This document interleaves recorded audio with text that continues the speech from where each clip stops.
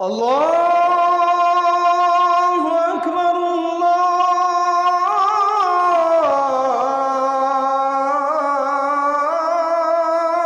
আকবার। আমরা দাম্পত্য জীবনে সুখী হতে চাই কোরআন সুন্নাহর আলোকে।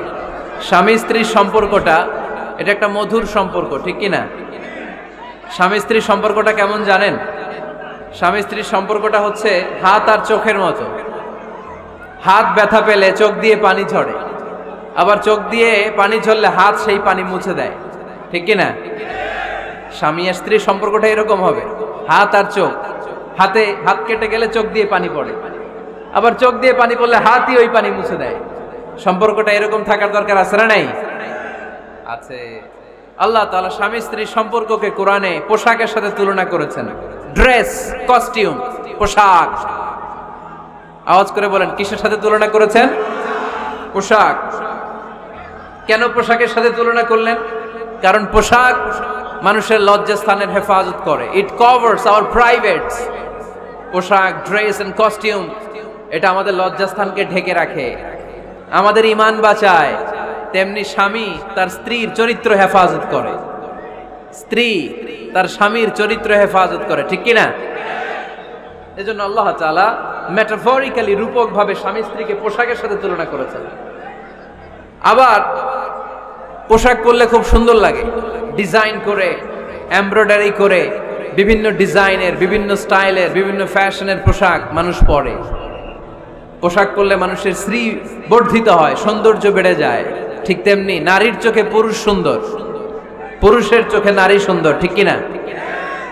পোশাকের 3 নাম্বার কাজ হচ্ছে পোশাক মানুষকে কমফোর্ট দেয়, আরাম। এই যে শীতকালে আপনারা অনেকে ব্লেজার পরে আসছেন, অনেকের গলায় মাফলার, অনেকের গায়ে চাদর, আরাম লাগে না? কথা বলেন না কেন? লাগে। আবার গ্রীষ্মকালে এই মাফলার পরে কেউ বের হয়? চৈত্র মাসে নীলফামারীতে জ্যাকেট পরেন কে কে দেখি? পরেন না। এর কারণ চৈত্র মাসে পাতলা কাপড় পরতে হয়, কটনের, সুতির কাপড়। শীতকালে মোটা কাপড় আরাম লাগে, দেহটাকে প্রশান্ত করে দেয়। আবার গরমকালে সুতির, কটনের পাতলা কাপড় পরলে দেহটারে প্রশান্ত করে দেয়। ঠিক তেমনি স্ত্রী যখন স্বামীর সান্নিধ্য পায়, এই লাইটটা অফ থাকলে ভালো, অফ, এই লাইটটা অফ, পারলে এটা অফ। স্ত্রী যখন স্বামীর সান্নিধ্য পায়, স্ত্রী প্রশান্ত হয়ে যায়। আবার স্বামী যখন স্ত্রীর সংস্পর্শ পায়, স্বামীর অন্তরটারে প্রশান্ত করে দেয় কে? এজন্য আল্লাহ তাআলা নারীকে বলেছেন, নারী তোমরা হচ্ছে পুরুষের পোশাক। আবার পুরুষদেরকে বলেছেন, ও পুরুষরা তোমরা নারীদের পোশাক। পড়েন আল্লাহু আকবার।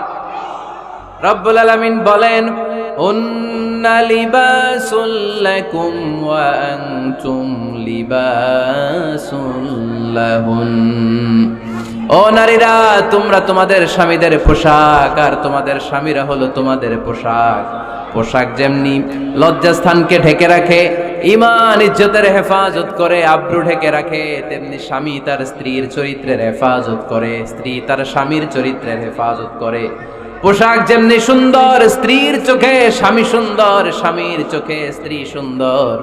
পোশাক যেমনি মানুষকে আরাম দেয়, প্রশান্ত করে দেয়, স্বামী আর স্ত্রী একে অপরের সংস্পর্শ পেলে তাদের হৃদয়টাও প্রশান্ত হয়ে যায়, ঠিক কিনা?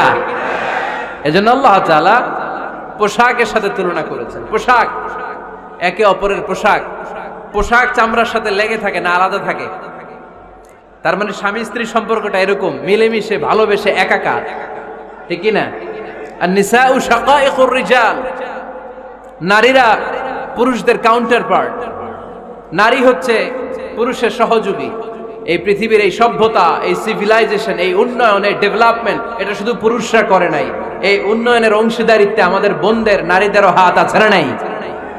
এজন্য কাজী নজরুল বলেছেন, এ বিশ্বে যা কিছু সুন্দর চিরকল্যাণকর, অর্ধেক তার করিয়াছে নারী, অর্ধেক তার নর। চিল্লায় বলেন ঠিক কিনা? এজন্য এই মহাবিশ্বের এই সভ্যতায় আপনাদের যেমনি অবদান, আমাদের বোনদেরও অবদান আছে না নাই? আছে।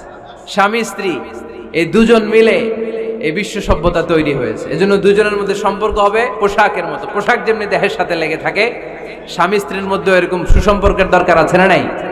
আছে।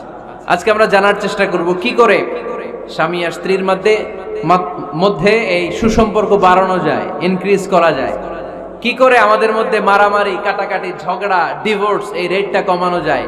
এ ব্যাপারে আমাদের জানার দরকার আছে না নাই? ইসলামী শরিয়া স্বামী স্ত্রী প্রত্যেককে ইন্ডিভিজুয়ালি আলাদা আলাদা কিছু দায়িত্ব দিয়েছে। স্বামীকে কিছু দায়িত্ব দিয়েছে, আবার স্ত্রীকে কিছু দায়িত্ব দিয়েছে, আবার উভয়কে কিছু দায়িত্ব দিয়েছে।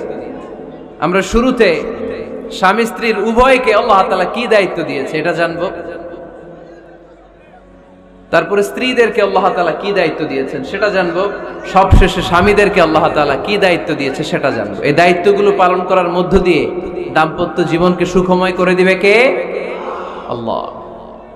শুরুতে আমরা জানবো দ্য কালেকটিভ রেসপন্সিবিলিটি, যৌথ দায় দায়িত্ব কি আছে স্বামী আর স্ত্রীর, কেমন করে দাম্পত্য জীবনকে সুখময় শান্তিময় করতে হয়। একটা দাম্পত্য জীবন কলহমুক্ত করতে চাইলে, সুখময় করতে চাইলে সর্বপ্রথম স্বামী স্ত্রীর যেটা খেয়াল রাখতে হবে সেটা হচ্ছে স্বামী স্ত্রীর উভয়ের স্যাক্রিফাইসের মানসিকতা থাকা লাগবে।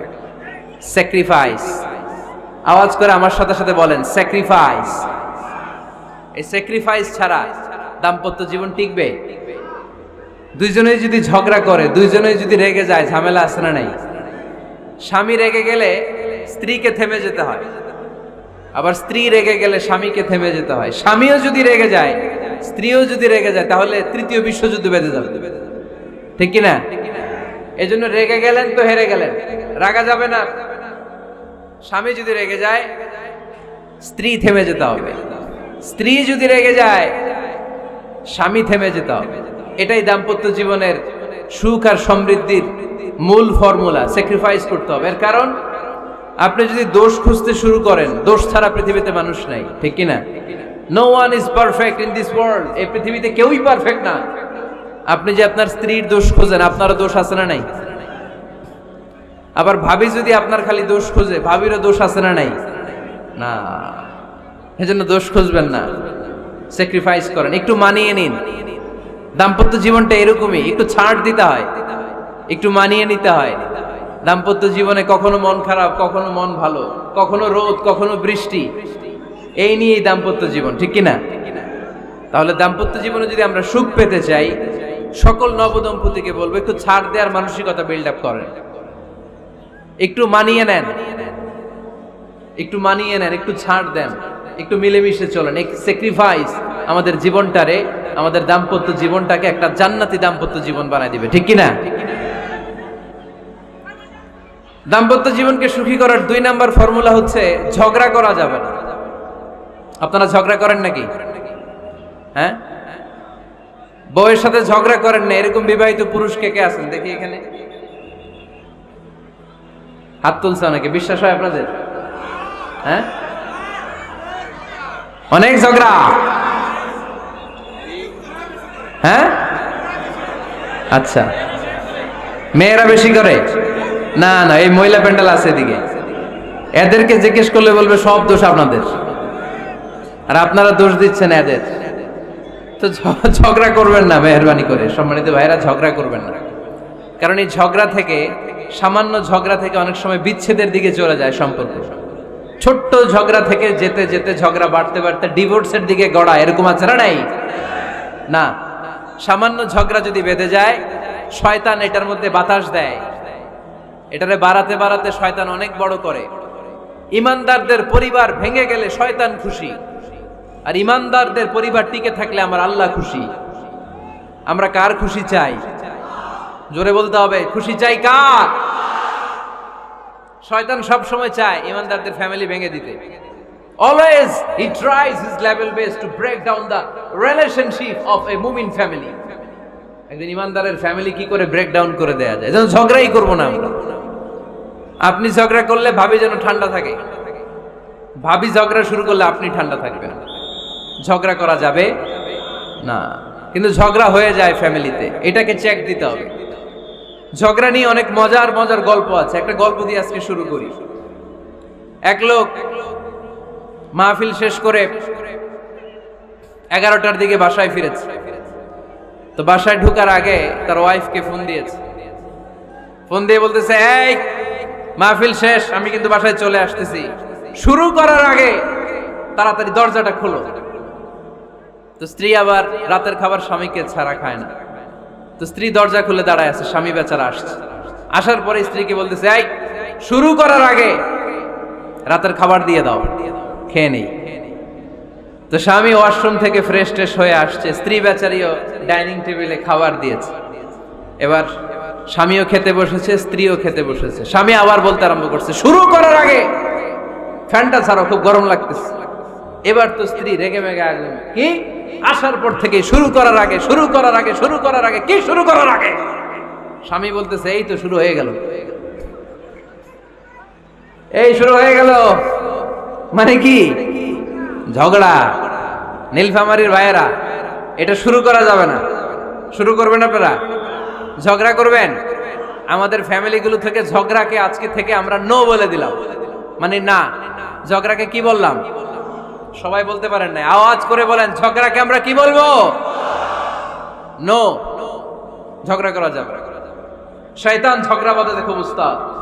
সহিহ মুসলিমের হাদিস, ইন্না ইবলিসা ইয়াদাউ আরশাহু আলাল মা সুম্মা ইয়াবআসু সারায়াহু। ইবলিস তার সিংহাসন গেড়েছে সাগরের উপরে। ইবলিসের সিংহাসন কিসের উপরে? বিশাল বড় সাগর আর মহাসাগরের উপরে ইবলিস শয়তান তার সিংহাসন নিয়ে বসা। প্রতিদিন সকালবেলায় শয়তানগুলোরে মানব রাজ্যে পাঠিয়ে দেয়, যা তোরা মানব রাজ্যে চলে যা, যে মানুষকে ওয়াসওয়াসা দেয়, ওয়াসওয়াসা দিয়ে খারাপ কাজ করা। সারাদিন খারাপ কাজ করার পরে কি কি ওয়াসওয়াসা দিল, কি কি খারাপ কাজ মানুষের মধ্যে ঘটালো, সন্ধ্যাবেলায় সব শয়তান এসে ইবলিসকে বয়ান শোনায়। সন্ধ্যাবেলায় শয়তানগুলো এসে বলে, আমি এক লোককে দিয়ে মিথ্যা কথা বলিয়েছি। আরেক শয়তান বলে, আমি নামাজ কাজা করিয়েছি এক আল্লাহর বান্দাকে দিয়ে। আরেকজন বলে, আমি ওজনে কম দিয়েছি। আরেকজন বলে, আমি সুদের ব্যবসার মধ্যে টাকা লাগানোর ব্যবস্থা করে দিয়েছি। এক একজন এক একটা ওয়াসওয়াসা দিয়ে আল্লাহর মুমিন বান্দাদেরকে ধোঁকা দিয়েছে। এগুলোর ফিরিস্তি এসে সব শয়তানেরা ইবলিসকে শোনায়, কিন্তু কোনো কথাতে ইবলিসের মন ভরে না। কোন শয়তান এসে বলে, আমি তো এমন মদের আড্ডাখানায় নিয়ে গেছি আল্লাহর বান্দাদেরকে, এগুলো নামাজই পড়ে নাই, খালি মদ খেয়েছে। আবার কিছু শয়তান এসে বলে, আমি ক্যাসিনোতে নিয়ে গেছি, ওখানে খালি জুয়া খেলছে। আবার কিছু শয়তান এসে বলে, আমি বাজারের মধ্যে ফরমালিনের এই ওয়াসওয়াসা ঢুকাই দিস। একটার পর একটা শয়তানি ফিরিস্তি তারা ইবলিসকে শোনায়, কিন্তু কোনো কাজই ইবলিসের মন ভরাতে পারে না। একজন এসে বলে, আনা মা তারাকতুহু বাইনার রাজুলি ওয়া ইমরাআতিহি হাত্তা ফাররাকতু। আমি একজন ইমানদার নারী পুরুষের মধ্যে ঝগড়া লাগায়া ওই ঝগড়া বাড়াতে বাড়াতে বাড়াতে বাড়াতে তালাক পর্যন্ত নিয়ে গেছে। নাউজুবিল্লাহ পড়বেন না? শয়তান এবার তার উপর খুশি হয়ে যায়। সব শয়তানগুলোকে ঠেলে ইবলিস এই শয়তানকে কাঁধে তুলে নাচতে শুরু করে দেয়। কারণ মুমিন বান্দার সংসার যদি ভেঙে যায় শয়তান খুশি হয়ে যায়, আর মুমিন বান্দার সংসার টিকে থাকলে খুশি হয়ে যায় কে? এজন্য নীলফামারীর ভাইয়েরা, ঝগড়া করা যাবে না। দাম্পত্য জীবনকে সুখী করতে চাইলে ঝগড়াকে আমরা নো বলে দিব। ঝগড়া অনেক সময় হবে, কিন্তু এটাকে বাড়তে দেয়া যাবে না, এটাকে আমরা স্পেস দিব না, ওইখানে থামায় দিতে হবে। রাজি আছেন তো সবাই? আল্লাহ রাসূল সাল্লাল্লাহু আলাইহি ওয়াসাল্লামের ফ্যামিলিতে ঝগড়া হতো। আম্মা জান আয়েশা রাদিয়াল্লাহু তাআলা আনহার সাথে আল্লাহ রাসূল সাল্লাল্লাহু আলাইহি ওয়াসাল্লামের ঝগড়া হতো, হাদিসে পাওয়া যায়। কিন্তু এগুলো ছিল মধুর ঝগড়া, সুন্দর ঝগড়া। সুবহানাল্লাহ পড়েন। আল্লাহর হাবিব বলেন, ইয়া আয়েশা ইন্নী লা আ'লামু ইযা কুনতি আন্নী রাদিয়া ওয়া ইযা কুনতি আলাইয়া গাদবা। ও আয়েশা, তুমি কখন আমার উপর রেগে থাকো সেটাও আমি বুঝি, আবার কখন খুশি থাকো সেটাও বুঝি। আম্মা জান আয়েশা বললেন, ইয়া রাসূলুল্লাহ, ইয়া হাবিবাল্লাহ, কেমন করে আপনি বুঝেন যে আমি আপনার উপর রেগে আছি, আবার কেমন করে আপনি বুঝেন আমি আপনার উপর সন্তুষ্ট আছি? বিশ্বনবী বললেন, আয়েশা, তুমি যখন আমার উপরে খুশি থাকো, আমার উপর যখন তুমি রাজি থাকো, তখন তুমি দোয়ার সময় এইভাবে দোয়া করো, ওয়া রব্বি মুহাম্মাদ, মুহাম্মাদের রব, আপনি আমাদের সব গুনাহগুলো মাফ করে দেন। আর যখন তুমি আমার উপর রেগে থাকো, তখন তুমি আমার নামটা মুখ দিয়ে উচ্চারণ করো না। ও আয়েশা, তখন তুমি দোয়ার সময় বলতে থাকো, ওয়া রব্বি ইব্রাহিম, ইব্রাহিমের রব, আপনি আমাদের সব গুনাহগুলো মাফ করে দেন। যখন তুমি খুশি তখন আমার নামটা মুখে নাও, যখন তুমি আমার উপর রেগে থাকো তখন তুমি আমার নামটা মুখে নিতে চাও না। আম্মা জান আয়েশা বললেন, ইয়া রাসূলুল্লাহ ইয়া হাবিবাল্লাহ মা আহজুরু ইল্লা ইসমাক, আমি শুধু আমার মুখ থেকে আপনার নামটারে সরায় রাখি, আমার হৃদয় থেকে কোনোদিন আপনারে সরাতে পারি না। মা আহজুরু ইল্লা ইসমাক, নবী হে, আমি তো শুধু মুখ থেকে আপনার নামটারে বাদ দেই, আমার হৃদয় থেকে তো আপনারে বাদ দিতে পারি না। আমার হৃদয় পুরোটা জুড়ে শুধু আপনি আর আপনি। চিল্লায় পড়েন আল্লাহু আকবার। তার মানে আম্মা জান আয়েশাও আল্লাহ রাসূল সাল্লাল্লাহু আলাইহি ওয়াসাল্লামের উপর রেগে থাকতেন মাঝে মাঝে, বিশ্বনবী মাঝে মাঝে রাগ করতেন। একবার খুব বেশি রাগারাগি হয়ে গেল, অনেক ঝগড়া হয়ে গেল। এবার আল্লাহ রাসূল সাল্লাল্লাহু আলাইহি ওয়াসাল্লাম খেয়াল করলেন না, এত ঝগড়া তো করা ঠিক হবে না। তখন আল্লাহর হাবিব সাল্লাল্লাহু আলাইহি ওয়াসাল্লাম বললেন, আয়েশা চলো মিটমাট করি। কি করি? হ্যাঁ, মিউচুয়াল করি না, মিটমাট। এই যে ঝগড়া লাগলে আবার যে মিলায়া দেয়, এটার কি বলেন আপনারা নীলফামারীতে?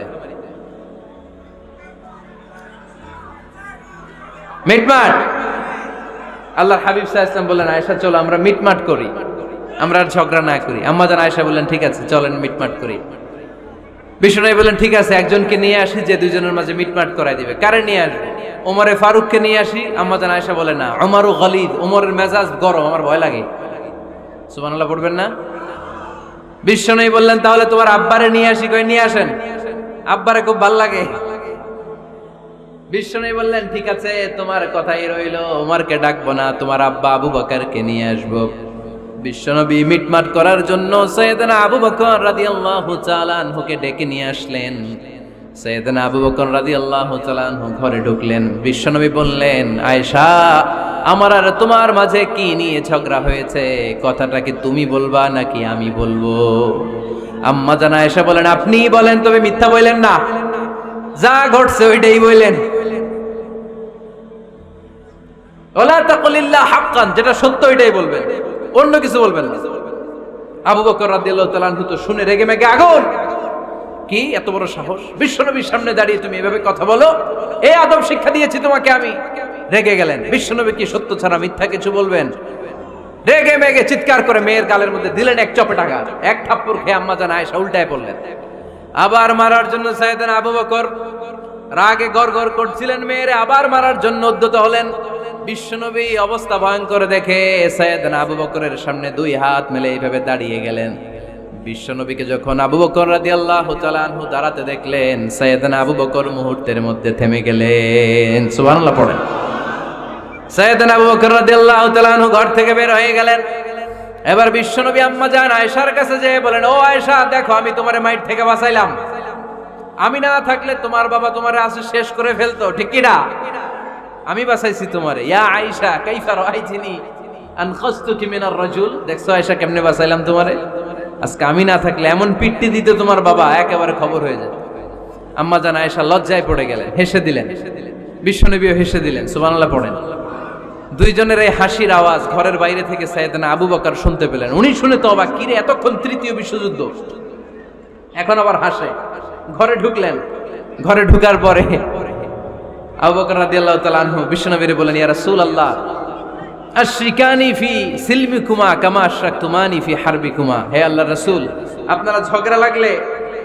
আপনারা দুইজন ঝগড়া লাগলে মিটমাট করার জন্য আমারে যেমনি ডাকেন, আপনারা যখন সুখ আনন্দ আর হাসাহাসিতে ব্যস্ত থাকেন, ওই হাসির সময়গুলোতে শেয়ার করার জন্য তখনও আমার একটু ডাইকেন। পড়েন সুবহানাল্লাহ। ও নবী, শুধু ঝগড়ার সময় ডাইকেন না, শুধু মিলায়া দেওয়ার জন্য ডাকবেন না। আপনাদের মধ্যে যখন সুখকর আনন্দময় হাসাহাসির মুহূর্তগুলো কাটে, ওই মুহূর্তগুলোতেও আমাকে এনে আপনারা শেয়ার করে দিয়েন। পড়েন সুবহানাল্লাহ। মুসনাদে আহমদ ইবনে হাম্বলের হাদিস। এই হাদিস প্রমাণ করে আল্লাহ রাসূল সাল্লাল্লাহু আলাইহি ওয়াসাল্লামের ঘরেও ঝগড়া হতো স্ত্রীদের সাথে, তবে মধুর ঝগড়া, শিক্ষণীয় ঝগড়া। আওয়াজ করে বলতে হবে, ঠিক কি না? এজন্য ঝগড়া হবে, কিন্তু ঝগড়াকে বাড়তে দেয়া যাবে। তাহলে দাম্পত্য জীবন সুখময় করতে চাইলে 1 নম্বরে স্যাক্রিফাইস, 2 নম্বরে ঝগড়াকে আমরা কি বলে দিছি আজকে? ভুলে গেছি। ঝগড়াকে কি বলবো? নো। তাসলিমা নামে একটি মেয়ে হারিয়ে গেছে। ওসি সাহেব বলেছেন পিছনে পুলিশের কাছে যদি পাঠিয়ে দিতে পারেন ভালো হয়। ছোট্ট মেয়ে দেখলে জিজ্ঞেস করবেন তোমার নাম কি, যদি বলে তাসলিমা, 6 বছর বয়স, ওকে পাঠিয়ে দিবেন। 3 নাম্বার, দাম্পত্য জীবন সুখময় করতে চাইলে দাম্পত্য জীবনের কোনো গোপন কথা কারোর সাথে শেয়ার করা যাবে না। এটা কবিরা গুনাহ, এটাকে হারাম বলে ঘোষণা দিয়েছে কে? এটাকে বিষ্ণু বলেছেন আযমুল আমানা। স্বামী স্ত্রীর মধ্যে যে অন্তরঙ্গ মুহূর্ত কাটে, এই মুহূর্তগুলোর কথা কারোর সাথে শেয়ার করা যাবে? নীলফামারীর যুবক ভাইরা চিল্লায় বলে, এগুলো শেয়ার করা যাবে? বিষ্ণু বললেন খবরদার, এটা আযমুল আমানা। স্বামীর সবকিছু স্ত্রীর কাছে আমানত, স্ত্রীর সবকিছু স্বামীর কাছে আমানত। আবার বিষ্ণু বলেছেন, যারা স্বামী স্ত্রীর গোপন দাম্পত্য জীবনের কথা অন্যের কাছে শেয়ার করে দেয়, তারা হলো আশারুন নাস, পৃথিবীর মধ্যে সবচাইতে নিকৃষ্ট মানুষ। এরা নিকৃষ্ট, এদের চাইতে নিকৃষ্ট আর কেউ হতে পারে না। উলাইকা কাল আনআম বাল হুম আদাল। এরা পশুর চাইতেও নিকৃষ্ট, যারা স্বামী স্ত্রীর প্রাইভেট কথা, পার্সোনাল কথা মানুষের কাছে বলে বেড়ায়। আর সিবাউ হারাম, এই গোপনীয় সব কথাগুলোকে অন্যের কাছে প্রকাশ করা হারাম করেছে কে? চিল্লায় বলতে হবে কে? তাহলে খবরদার, নিজেদের দাম্পত্য জীবনের কোনো কিছু অন্যের সাথে শেয়ার করবেন না। আমাদের বোনরা অনেক সময় একসাথে বসলে পেটের কথা, পিঠের কথা সব বলে ফেলায়, আছে না নাই? না বোনেরা, সব শেয়ার করলেও আপনাদের দাম্পত্য জীবনের কোনো কথা কখনো কারোর সাথে শেয়ার করতে পারবেন না। 4 নম্বর ফর্মুলা হচ্ছে অহেতুক সন্দেহ পরিহার করতে হবে। অনেক স্ত্রী আছে স্বামীরা খালি সন্দেহ করে, আছে না নাই? নীলফামারীতে এই সমস্যা নাই, আছে? এই যে ভুক্তভোগী পাওয়া গেছে, আছে না নাই? আছে, খালি সন্দেহ করে। এই তুমি ওদিকে তাকাইলে কেন, ওই বেডের দিকে তাকাইলে কেন, এই তোমার মোবাইল দাও, কারে ফোন দিলা দেখি, এই ফেসবুকের পাসওয়ার্ড দাও দেখি কি করছে, দেখি মেসেঞ্জারে কার সাথে চ্যাটিং করছে, আছে না নাই? এই যে অহেতুক সন্দেহ আপনার ফ্যামিলিটারে জাহান্নামের টুকরা বানায় দিবে। আবার অনেক স্বামী আছে স্ত্রীকে খালি সন্দেহ করে, এদিকে তাকালে সন্দেহ করে, ওদিকে তাকালে সন্দেহ করে, বাসায় থাকলেও সন্দেহ, বাইরে গেলেও সন্দেহ, এরকম আছে না নাই? না, অহেতুক সন্দেহ এটা পরিহার করবেন। এই সন্দেহ খুব খারাপ জিনিস। আমি ব্যক্তিগতভাবে অনেক কেস এরকম হ্যান্ডেল করেছি। এসে বলে হুজুর খালি সন্দেহ করে, এটা একটা রোগ। এটা কি? আপনার ফ্যামিলিটারে শেষ করেছে। এজন্য অহেতুক সন্দেহ পরিহার করবেন। হ্যাঁ, সত্যি যদি পরকীয়ার কোনো ঘটনা ঘটে থাকে ওটা নিয়ে বসেন, ফেস টু ফেস কথা বলেন, ফ্যামিলি মিটিং করেন, সরাসরি সেটেল করার চেষ্টা করেন। কিন্তু অহেতুক সন্দেহ একটা রোগ। এই রোগ থেকে আল্লাহ তুমি দাম্পত্য জীবনকে বাঁচাও। আমরা আওয়াজ করে পড়বো আমিন। 5 নাম্বার, স্বামী স্ত্রী একে অপরকে আল্লাহর বিধান স্মরণ করায় দিবে। স্বামী যদি ফজরের সময় ঘুমায় থাকে, স্ত্রীর ডেকে দেওয়ার দরকার আছে না নাই? আবার স্ত্রী যদি ঘুমায় থাকে, স্বামীর ডেকে দেওয়ার দরকার আছে না নাই? কোন স্বামী যাবে জান্নাতে, তার স্ত্রী যাবে জাহান্নামে। আবার স্ত্রী হবে জান্নাতি, স্বামী যাবে জাহান্নামে। এরকম আমরা চাই নাকি? আমরা যখন জান্নাতে যাব, আমার স্ত্রীর হাত ধরে একসাথে জান্নাতে ঢুকতে চাই, ঠিক কিনা? আবার আমার স্ত্রী যখন জান্নাতে যাবে, সে একা ঢুকতে পছন্দ করবে? এজন্য আমরা দুনিয়াতে যেমনি এক ছাদের নিচে, এক জায়গায়, এক বাড়িতে, জান্নাতেও আমরা এক বাড়িতে থাকতে চাই। আওয়াজ করে বলতে হবে ঠিক কিনা? এজন্য গবেষকরা বলেছে, স্বামী স্ত্রীর ভালোবাসাটাকে তারা বলে লাভ পিরামিড। কি পিরামিড? লাভ পিরামিড। এই ত্রিভুজ আকৃতি। কি রে ভাই? আচ্ছা, লাভ পিরামিড, ত্রিভুজ আকৃতি, ট্রায়াঙ্গেল। আপনারা ত্রিভুজ চিনেন? কথা কয় না। ত্রিভুজের কয় কোণা? কয় কোণা? 3 কোণা। এই যে এরকম, তাই না? এজন্য স্বামী স্ত্রীর ভালোবাসাটাকে বলে লাভ পিরামিড। উপরের সমুচার মতো না, উপরে থাকে আল্লাহ, আর ডানে স্বামী, বায়ে স্ত্রী। এই 2 কোণায় স্বামী স্ত্রী, আর উপরের কোণায় আল্লাহ। স্বামী স্ত্রী যদি আল্লাহর আনুগত্যের দিকে যেতে চায়, যতই তারা, the couple come to Allah, they come closer to each other. তারা যদি আল্লাহর কাছাকাছি যায়, তারা নিজেরাও কাছাকাছি হয়, ঠিক কিনা? তারা আল্লাহর কাছে যেতে যেতে যেতে যেতে আল্লাহর ইবাদতে যদি একেবারে আল্লাহর কাছে চলে যায়, তারা নিজেরাও কাছাকাছি চলে যায়, ঠিক কিনা? আর তারা আল্লাহর আনুগত্য থেকে যত দূরে সরে, যত দূরে সরে, তারা নিজেরাও নিজেদের থেকে তত দূরে সরে পড়ে। চিল্লায় বলেন ঠিক কিনা? লাভ পিরামিড এটা। এজন্য the closer the couple comes to Allah, the closer the couple comes to each other. Couple, স্বামী স্ত্রী, আল্লাহর ভালোবাসা নিজের মধ্যে যত গাঢ় করবে, আল্লাহর আনুগত্য যত বেশি করবে, আল্লাহর ইবাদত যত করবে, নিজেরাও তত কাছাকাছি আসবে। আর আল্লাহরে যত ভুলবে, নিজেদের মধ্যে বড় বড় ফারাক করে দিবে কে? তাহলে এই 5টা বিষয় স্বামী স্ত্রীর উভয়ের উপর বর্তায়। এগুলো মেনে চললে দাম্পত্য জীবনকে সুখময় করে দিবে কে? আল্লাহ। এবার আমরা শুনবো আমাদের বোনদেরকে, যে ডান দিকে আমি শুনলাম আমাদের বোনদের বিশাল প্যান্ডেল আছে না নাই? আচ্ছা, আজকে বোনদের দিয়ে শুরু করি। স্ত্রীদেরকে আল্লাহ কি দায়িত্ব দিয়েছে একটা ফ্যামিলিকে সুন্দর করতে, একটা দাম্পত্য জীবনকে সুন্দর করতে। স্ত্রীর এক নম্বর দায়িত্ব হচ্ছে she should make a comfort to her husband. স্ত্রীর উচিত স্বামীর জন্য ঘরটাকে প্রশান্তির নীর বানিয়ে রাখা। কি বানিয়ে রাখা? প্রশান্তির নীর। স্ত্রী হওয়া উচিত এমন যাকে দেখলে স্বামীর চোখ জুড়ায়, স্বামীর প্রাণ জুড়িয়ে যায়, স্বামীর হৃদয়টা ঠান্ডা হয়ে যায়, ঠিক কিনা? আর স্ত্রীর দিকে তাকালে যদি মেজাজ গরম হয়ে যায়, মেজাজ খিটখিটে হয়ে যায়, ঝামেলা আছে না নাই? ঝামেলা আছে। এজন্য মেহেরবানি করে আমাদের বোনরা যারা, এমন কোনো কাজ করবেন না যেটা স্বামীর মেজাজকে খিটখিটে করে দেয়। কারণ আল্লাহ তাআলা আপনাদেরকে তৈরি করেছে লিতাসকুনু ইলাইহা, স্বামী আপনার কাছে গেলেই যেন তার হৃদয়টা প্রশান্ত হয়ে যায়, ঠিক কিনা? অনেক স্ত্রী আছে না জেনে না বুঝে স্বামীর সাথে এমন খিটখিটে মেজাজ দেখায় যেটা স্বামীর জন্য মেনে নেওয়া কষ্টকর। আমি একটা জরিপে পড়েছি, পৃথিবীর অনেক স্বামী স্ত্রীর কারণে হার্ট অ্যাটাক করে মারা যায়। আছে না নাই? এই তো ভুক্তভোগী পাওয়া গেছে। স্বামীর জন্য একটা ত্রাস হয়ে দাঁড়ায় স্ত্রী, ত্রাস। অনেক স্বামী আছে স্ত্রীর এরকম আচরণের কারণে, অতিরিক্ত প্রেসার ক্রিয়েট করার কারণে স্ত্রীদেরকে ভয় পায়। অবশ্য নীলফামারীর কোন স্বামী তার স্ত্রীরে ভয় পায় না। ভয় পায়?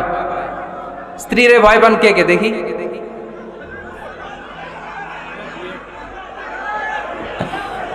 ভয় পান আপনারা? ভয় পান? হ্যাঁ, এক অফিসের বড় সাহেব তার স্ত্রীরে খুব ভয় পায়, প্রচন্ড ভয় পায়। তো সে মনে মনে ভাবলো, দেখি আমার অফিসের যারা স্টাফ আছে, ম্যানেজাররা আছে, এরা কতটুকু ভয় পায়, এরা ভয় পায় কিনা।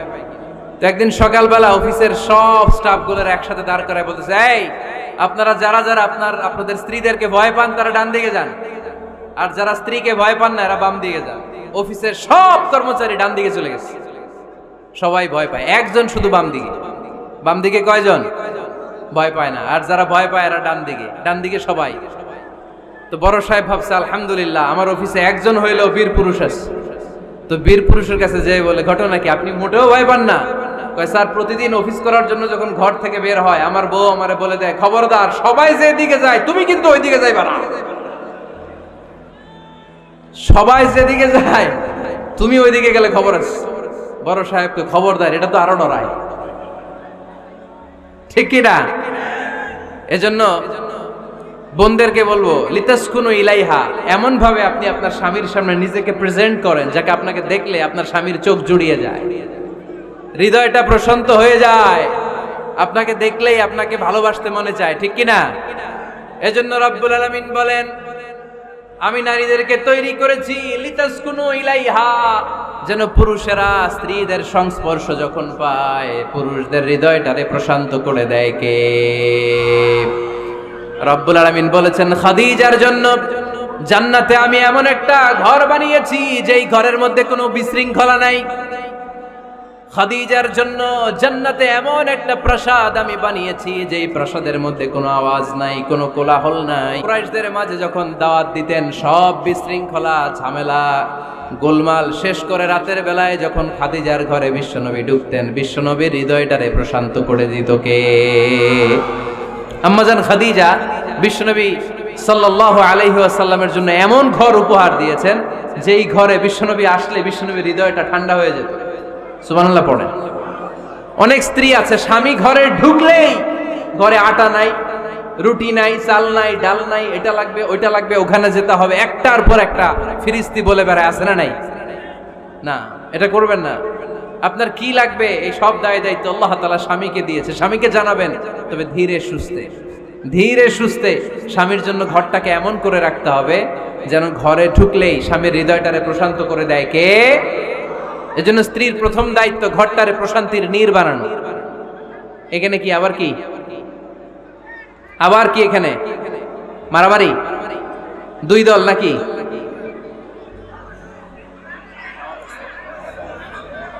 আপনাদের মনোযোগ আছে না গেছে?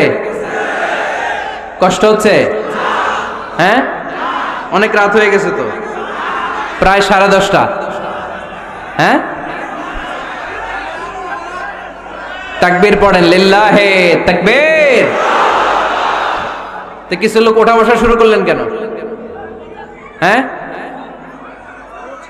1 নাম্বার, 2 নাম্বার, 3 নাম্বার নাই তো আবার? হ্যাঁ, 1 নাম্বার নাকি পেশাব করা, 2 নাম্বার নাকি টয়লেটে যাওয়া, 3 নাম্বার নাকি এইটা। বিড়ি খান আপনারা? বিড়ি আর সিগারেটের সাথে মুসলমানের সম্পর্ক আছে? না। কোন মুসলমান সিগারেট খেতে পারে? বিড়ি টানতে পারে? কারণ এটা এমন একটা খাবার যে খাবার টয়লেটে ঢুকেও খাওয়া যায়। সিগারেট ছাড়া কোনো খাবার টয়লেটের ভেতরে খাওয়া যায়? কথা বলেন, খাওয়া যায়? এবং সিগারেট পৃথিবীর এমন খাবার যে খাবারের গায়ে এই খাবারের বদনাম লেখা থাকে, ঠিক কিনা? সিগারেট ছাড়া পৃথিবীর কোন খাবারে ওই খাবারের বদনাম আছে? কথা বলেন। ধরেন আপনাদের নীলফামারীতে নতুন 1 প্যাকেট বিস্কিট বেরিয়েছে, যে বিস্কিটের গায়ে লেখা এই বিস্কিট খাওয়ার 1 ঘন্টার মধ্যে ডায়রিয়া শুরু হবে। ওটা খাইবেন কে কে? খাবেন আপনারা? কি বলবেন দোকানদারে, তোর বিস্কিট তুই খা, তোর ডায়রিয়া হোক, ঠিক কিনা? কিন্তু এই সিগারেটের গায়ে কিন্তু লেখা থাকে স্মোকিং কজেস ক্যান্সার, ধূমপান স্বাস্থ্যের জন্য ক্ষতিকর, ধূমপান কর্কট রোগের কারণ, ধূমপান করলে এটা বিষপানের শামিল। এই সিগারেট এটা তৈরি হয় তামাক পাতা থেকে, টোবাকো প্ল্যান্টস। এই তামাক পাতা চাষ হয় নাকি নীলফামারীতে? হ্যাঁ, বাংলাদেশে সবচেয়ে বেশি, সবচেয়ে বেশি নীলফামারীর কোন থানায়? সদরে, শহর অঞ্চলে? আচ্ছা, এই তামাক পাতার চারদিকে বেড়া দেয়া লাগে না জানেন? কারণ ছাগলও মুখ দেয় না। তো যেটা ছাগলে খায় না ওটা মানুষ খেতে পারে? আওয়াজ করে বলেন। তাহলে ঝগড়ারে যেমনি আজকে আমরা নো বলে দিলাম, এই সিগারেট, এই মাদক, এগুলাকে আজকের প্রোগ্রাম থেকে আমরা নো বলে দিব। পারা যাবে? মাদককে আমরা নো বলে দিলাম। আওয়াজ করে বলেন, মাদক আর সিগারেটকে কি বললাম? নো। আল্লাহ তুমি বোঝার তৌফিক দান করো, আমরা পড়ি আমিন। একটা সুখী দাম্পত্য জীবনের জন্য স্ত্রীর 2 নাম্বার দায়িত্ব হচ্ছে স্বামীকে ইন্সপায়ার করা, স্বামীকে সাহস যোগানো, পিছন থেকে ড্রাইভিং পুশের মতো কাজ করা। কারণ স্বামীকে যখন স্ত্রী সাহস যোগায়, স্বামীর সাহস বেড়ে যায়, ঠিক কিনা? আল্লাহর হাবিব সাল্লাল্লাহু আলাইহি ওয়াসাল্লামের কাছে কোরআনের আয়াত নাযিল হলো, ইকরা বিসমি রাব্বিকাল্লাযী খালাক, খালাকাল ইনসানা মিন আলাক, ইকরা ওয়া রাব্বুকাল আকরাম আল্লাযী আল্লামা বিল কলম আল্লামাল ইনসানা মা লাম ইয়ালাম। পড়েন আল্লাহু আকবার। সূরাতুল আলাকের 5 আয়াত হেরা গুহায় যখন নাজিল হয়ে গেল, বিশ্বনবী সাইয়েদনা জিবরাইলকে নিজ আকৃতিতে দেখলেন, পা থেকে মাথা পর্যন্ত দেখে বিশ্বনবী ভয় পেয়ে গেলেন। বিশ্বনবী সাল্লাল্লাহু আলাইহি ওয়াসাল্লাম জীবনে 2 বার সাইয়েদনা জিবরাইল আলাইহিস সালামকে ওনার আসল আকৃতিতে দেখেছিল। আওয়াজ করে বলতে হবে কয়বার? 1 হচ্ছে মেরাজ রজনীতে সিদরাতুল মুনতাহায়, 2 হচ্ছে প্রথম যখন কোরআনের আয়াত নাজিল হয়, বিষ্ণু সাল্লাল্লাহু আলাইহি ওয়াসাল্লাম দেখলেন বিশাল একজন ব্যক্তি, পাটা হচ্ছে হেরা গুহায় আর মাথাটা হচ্ছে আকাশের উপরে।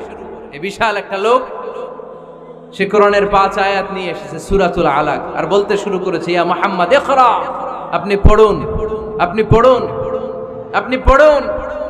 3 বার পড়ার আদেশ করার পরে বিষ্ণু সাল্লাল্লাহু আলাইহি ওয়াসাল্লাম পড়তে আরম্ভ করলেন, ইকরা বিসমি রাব্বিকাল্লাযী খালাক, খালাকাল ইনসানা মিন আলাক, ইকরা ওয়া রাব্বুকাল আকরাম আল্লাযী আল্লামা বিল কলম আল্লামাল ইনসানা মা লাম ইয়ালাম। বিষ্ণু সাল্লাল্লাহু আলাইহি ওয়াসাল্লাম পড়তে আরম্ভ করলেন। প্রথম কোরআনের আয়াত যখন নাজিল হয়ে গেল, বিষ্ণু সাল্লাল্লাহু আলাইহি ওয়াসাল্লাম ভয় পেয়ে গেলেন। হাত নাড়াচ্ছেন কেন আপনারা? হ্যাঁ, কি স্ক্রিনে দেখা যায়? আহারে কি আনন্দ, আকাশে বাতাসে সবাই খুশির ঠেলায়, খুশিতে আনন্দে ঠেলায় না? আল্লাহর হাবিব সাল্লাল্লাহু আলাইহি ওয়াসাল্লাম ভয় পেয়ে গেলেন। আপনাদের মনোযোগ তো নাই মনে হচ্ছে, তা হাত নাড়াচ্ছেন কেন? এদিকে তাকান। খরগোশের কানের মতো কান দুইটারে খাড়া করে, কোরআনের আয়াত যখন নাজিল হলো, আল্লাহ রাসূল সাল্লাল্লাহু আলাইহি ওয়াসাল্লাম ভয় পেয়ে গেলেন। বিষ্ণু ঈসা ইসলামের হৃদয় কাঁপতে আরম্ভ করলো। কোরআনের 5 আয়াত নিয়ে হেরা গুহা থেকে বিশ্বনবী আম্মা জান খাদিজাতুল কুবরা রাদিয়াল্লাহু তাআলা আনহার কাছে চলে আসলেন।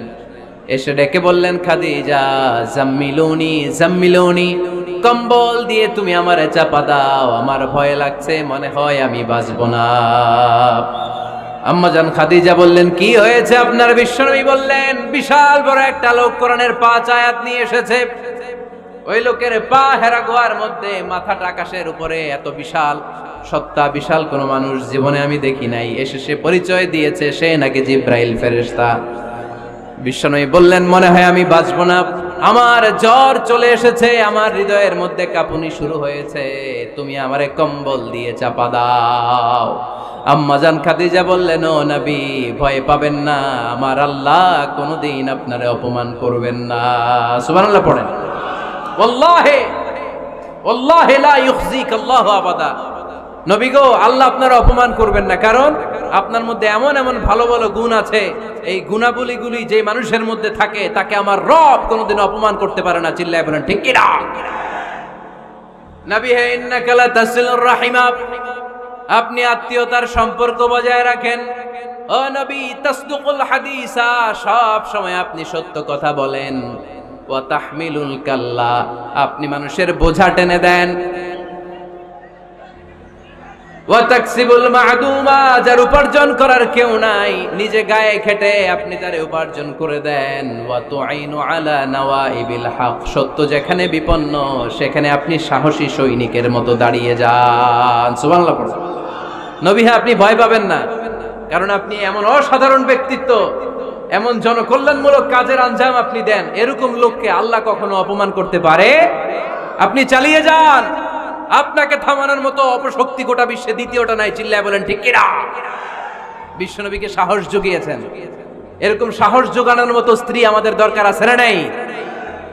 বিশ্বনবী সারাদিন বাইরে যখন কাফের মুশরিকদের অত্যাচার অনাচার সহ্য করে ঘরে আসতেন, আম্মা জান আয়েশা এমন সাহসিকতার বাণী শোনাতেন, এমন মোটিভেশন শোনাতেন, এমন ইন্সপায়ারেশন দিতেন, বিশ্বনবী সারাদিনের সব দুঃখ কষ্ট ভুলে গিয়ে এর পরের দিনের দাওয়াতি কাজের জন্য নতুন করে এনার্জি ফিরে পেতেন। চিল্লায় পড়েন আল্লাহু আকবার। এজন্য স্ত্রীর 2 নাম্বার কাজ হচ্ছে স্বামীকে সাহস যোগানো। 2 নাম্বার কাজ কি? স্বামীকে সাহস যোগানো, স্বামীকে সাপোর্ট দেয়া।